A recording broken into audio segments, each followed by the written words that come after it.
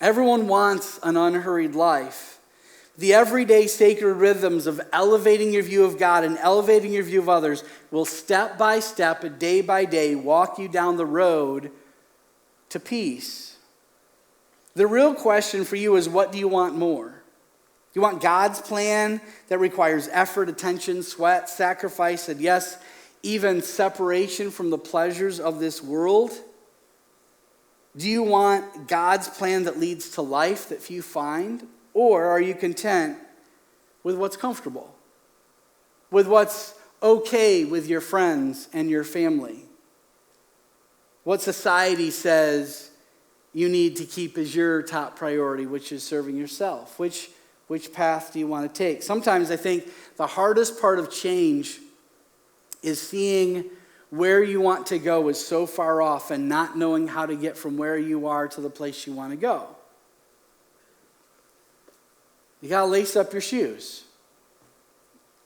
And when you put in the miles, you find that you end up where you want to go. So I want to ask us today, what's my next step? What am I going to do to take that step to walk towards an unhurried life? Just a few questions that go with that. Have I asked for and received salvation? You can't live an unhurried life until you go through the narrow gate. You need that first. Jesus died to pay the price for your sin. It's not easy to follow Jesus. It's simple, but it requires trust. It requires humility to say, I'm broken. Only you can fix me.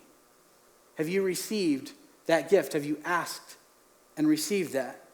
Next question is, how am I seeking for and finding Jesus in my daily life? How am I seeking after him? In your online notes, there's a link there to our church-wide Bible reading plan. I want to encourage you, if you don't have a plan to read the Bible every day, you need to read the Bible every day. That is going to help you walk down the path that you want to walk down. It clears your mind. It focuses your attention on the things that lead to peace.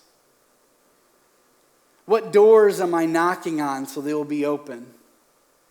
This one's hard. This is kind of a leap. Sometimes people start going to a church and they kind of stay on the outside and they don't really feel connected because they haven't taken that scary step to say, I want to get in. And we need to do that. I want to encourage you today, if you feel like you're on the outside, go to our welcome center or come talk to me or fill out a connection card and say, I want to be involved. I want to serve somewhere. I want to be in a life group. I want to be connected where you're building relationships with other people. You will find yourself surrounded by people who are walking the same direction you want to walk when you do that. I can't tell you how many people at first have started by serving at Vacation Bible School. And after 4 consecutive days of working with the same people, they have real friendships here. And they find that this place is their home. I want to encourage you to get involved. Now you may be thinking to yourself, I don't like kids. That's all right.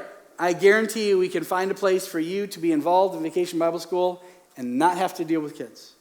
Not a problem. But being involved, that's a risk to take a step like that. But that kind of thing will help you walk down the path that you want to walk down. The last question is, how do I serve others?